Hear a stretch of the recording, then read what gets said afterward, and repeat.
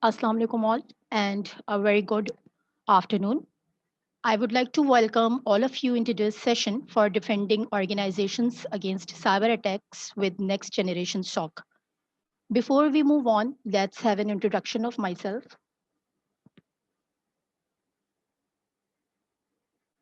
So, my name is Sehrish Mujtaba, and I have a professional experience of around 9 years in the area of cybersecurity, information security governance, risk, compliance, and SOC. I'm working as a cybersecurity chief consultant and serves as a VCISO and a corporate trainer for SOC and Blue Team exercise. I'm certified curator professional, cybersecurity nexus professional, cyber uh, forensic investigator, lead implementer. I've been selected as a member of Central Steering Committee of Cybersecurity and Crimes by the Federation of Pakistan Chamber of Commerce and Industry in 2020. I've been selected to represent ITC in Asia in 2019 and also represented Pakistan in European Digital Week 2020 as a cybersecurity expert. I've been appointed as the Board of Experts Cybersecurity in 2020 by CGSS, and I've designed various cybersecurity courses for engineering universities in Pakistan. The topic that we would discuss today is defending organizations against cyber attacks with next generation SOC. So, guys, let's have a glance to the key takeaways that we would have in our today's session. So, we are going to discuss about the key trends of the cyber breaches, and the Cyber Security Operations Center, how it works, and how we can accelerate it towards the next generation SOC, the next generation SOC capabilities, and the organization model of a SOC as well. So, guys, recent cyber attack stats from the Verizon DBIR 2020 report says that 15,525 incidents and 108,069 breaches that had been reported. We realized that there were almost around 100,000 plus of those breaches were credentials of individual users being compromised to target bank accounts, cloud services, etc. A successful cyber attack can impact the entire organization in many ways, and minor operational disruption to a total business meltdown. Worse still, consequences of the incident might still be felt many weeks, if not months later. And this could be resulted in many risks like the loss of productivity, reputational damage, legal liability, business continuity problems, and financial losses as well. As you can see that some of the stats that I have gathered, where it clearly states that a US ransomware attack cost an estimated of around like $7.5 billion in 2019. Likewise, a ransomware in May 2019 had costed the government for a financial loss of around like $18 million, which is quite high. A part of it, a ransom payments more than doubled in Q4 of 2019 versus Q3, increases from $41,198 to $84,116, which is quite a very high stat. So, guys, the gap between attackers' time to compromise and the enterprise time to detect and having a SOC helps organization to close that gap and stay on the top of threats facing their environments. So, guys, what a SOC really is? A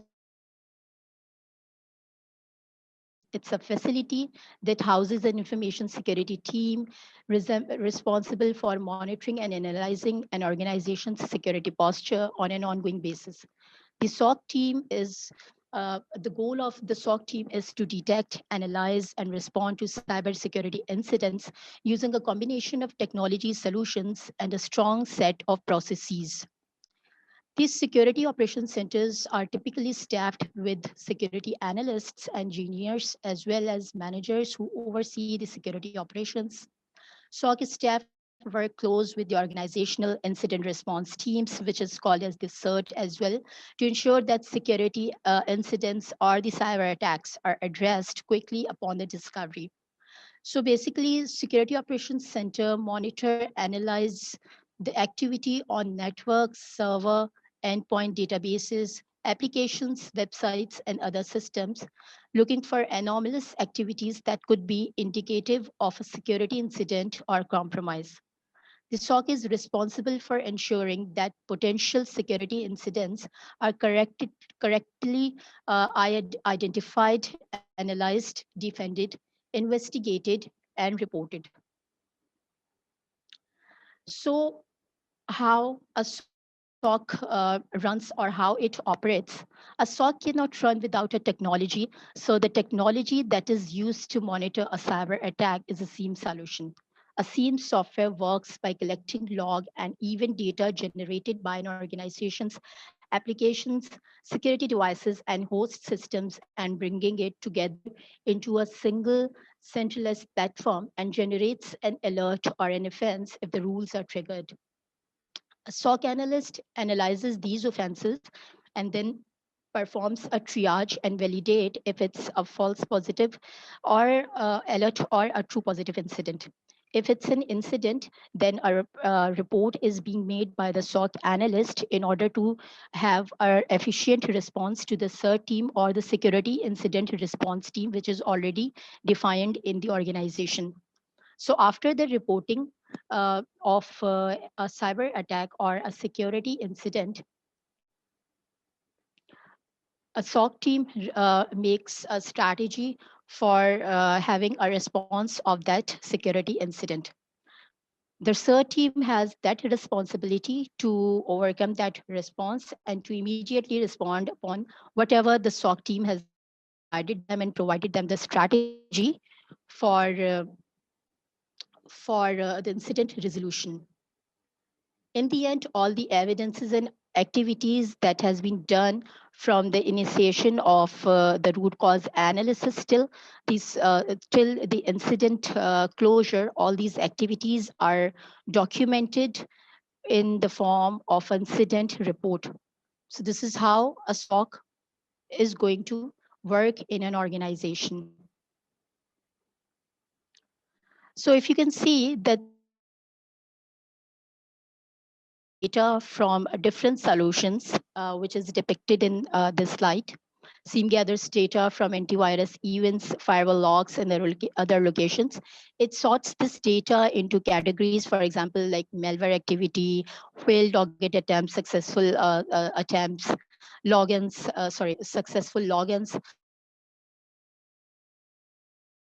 After monitoring, it generates an alerts and defines a threat level based on predefined rules. For example, if somebody is trying to log into an account 10 times in 10 minutes is okay, while 100 times in 10 minutes might be flagged as an attempted attack.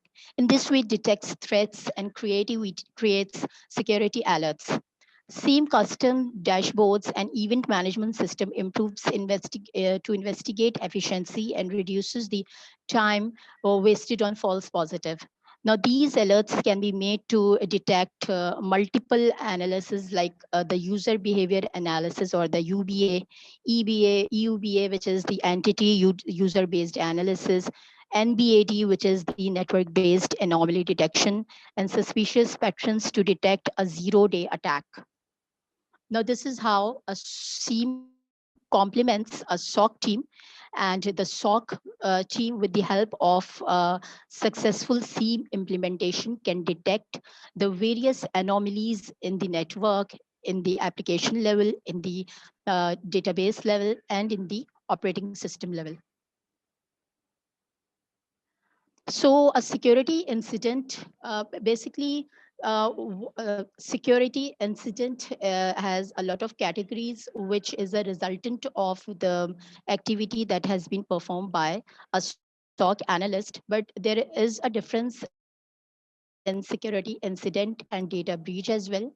So security incident is an event that leads to a violation of an organization's security policies and puts sensitive data at risk of exposure. Security incident is a broad term that includes many different kinds of events, whereas a data breach is a type of security incident. All data breaches are security incidents, but not all security incidents are data breaches. Security incidents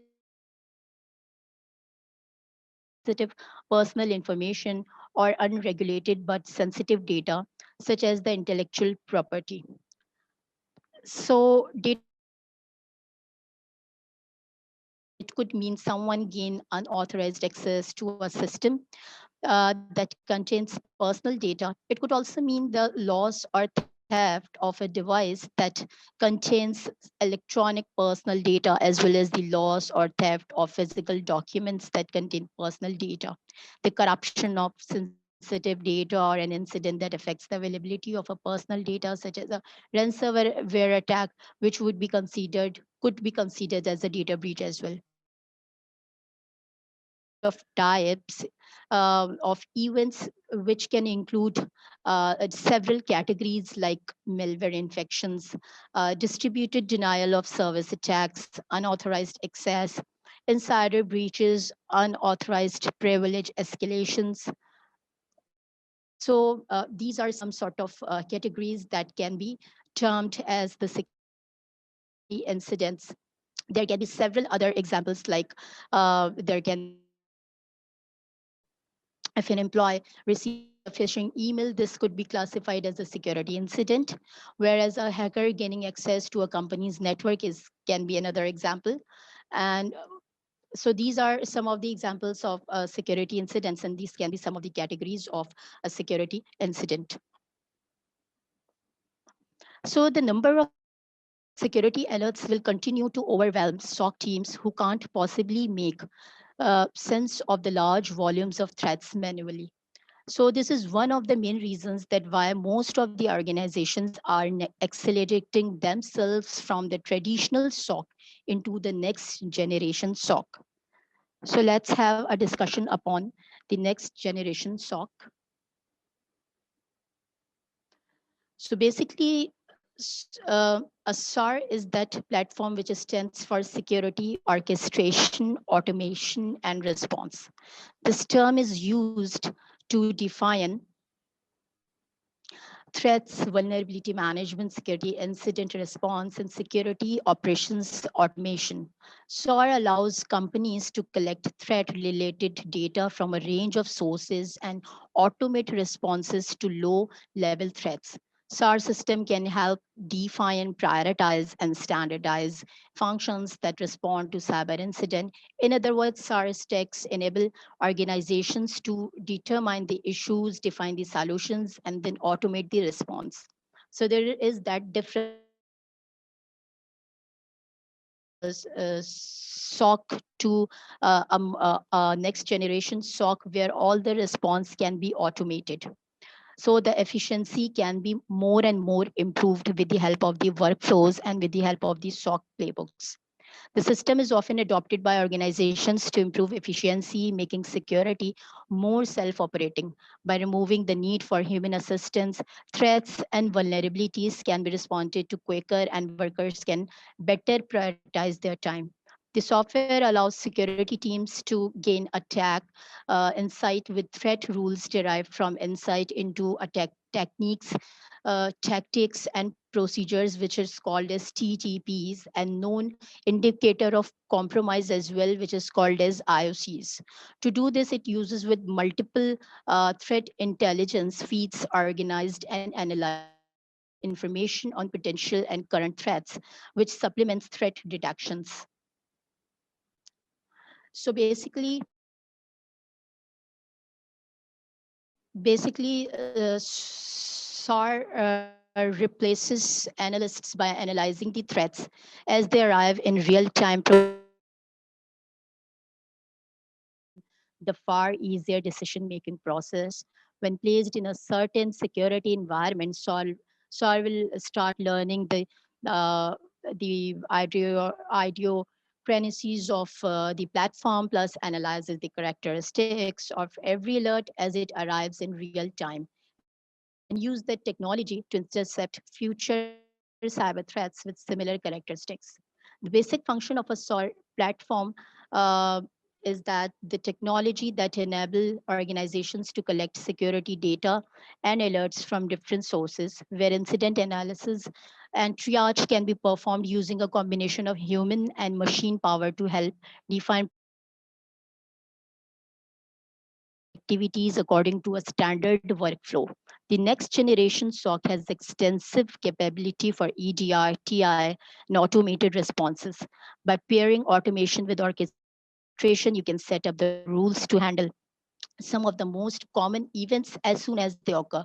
For instance, you can configure the software to check network traffic against a regularly updated list of malicious domain.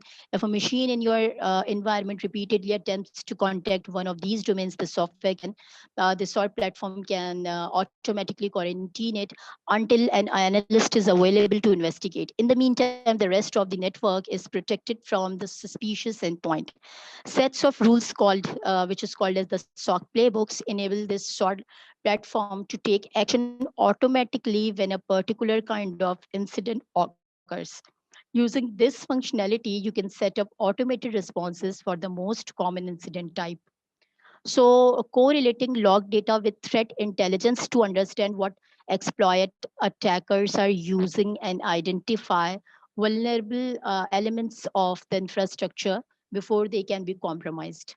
So incident investigation and other security processes can grind to a halt when teams are not able to collaborate easily, such as when teams throughout an organization store data in different formats and use different software. So SAR helps you to eliminate these sort of barriers of collaboration as well.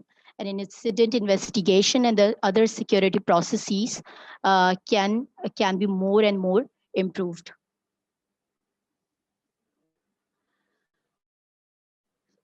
So this is how our next generation SOC really works, and this is how our next generation SOC is going to help an environment for a better detection of cyber attacks.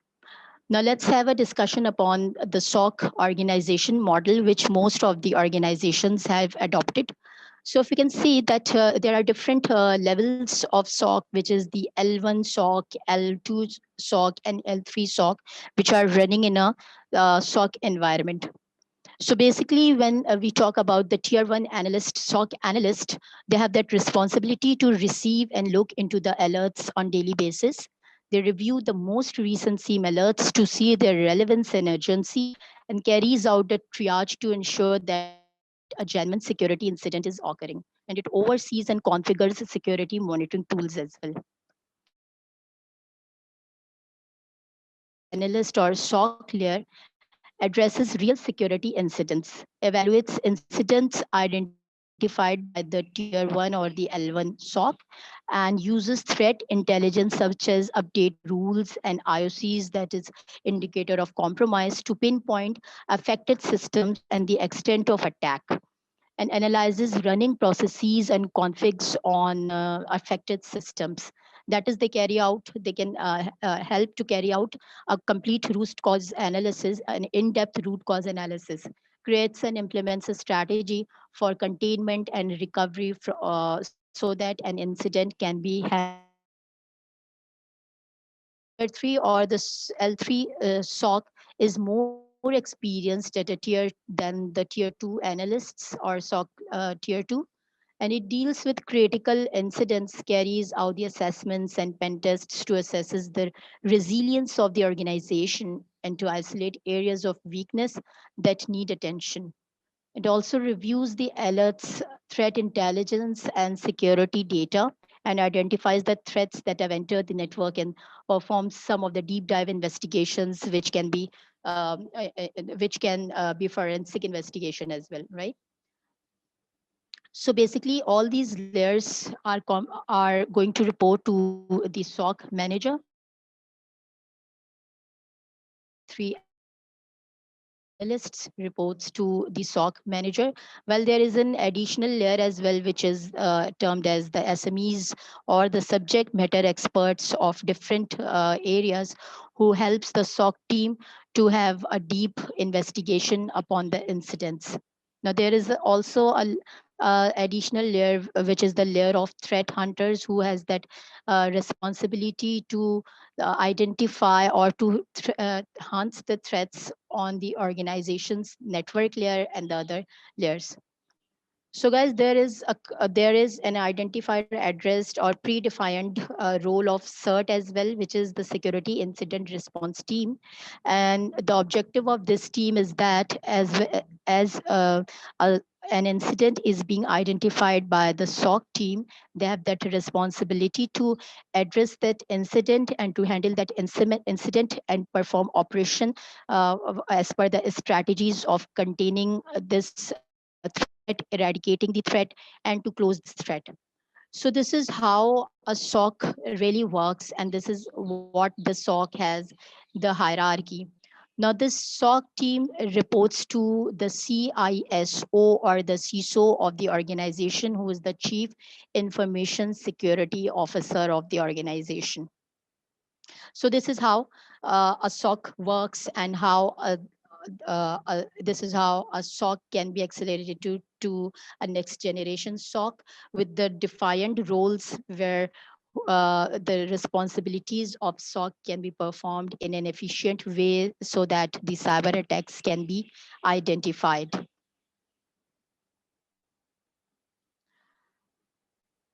So guys, this is all from my side, and we have discussed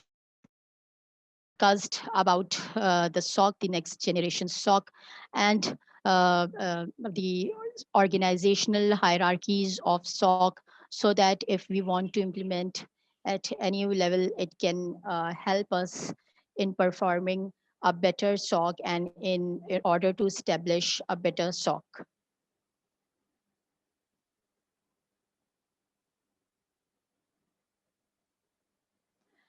So guys, if there is any sort of question.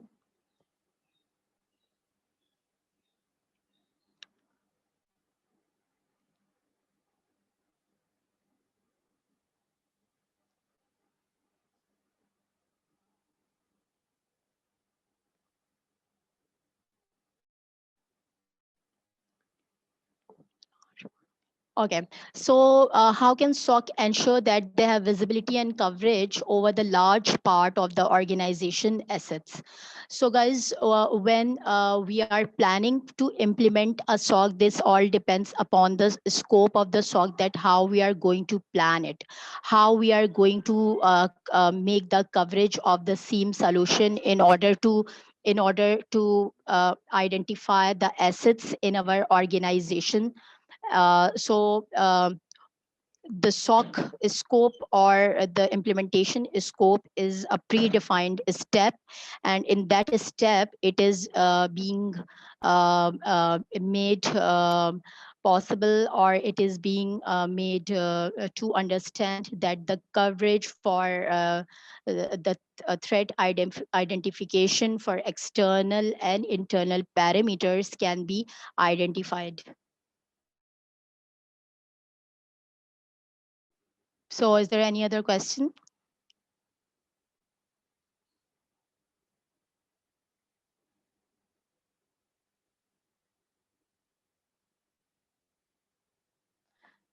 So basically guys, that all depends upon this scope of the implementation of SOC. So whatever, however we are trying to establish a SOC, it's mandatory that the scope is defined, and in order to make the SOC very efficiently working. So that's all from my side, and thank you all for attending this session. Thank you.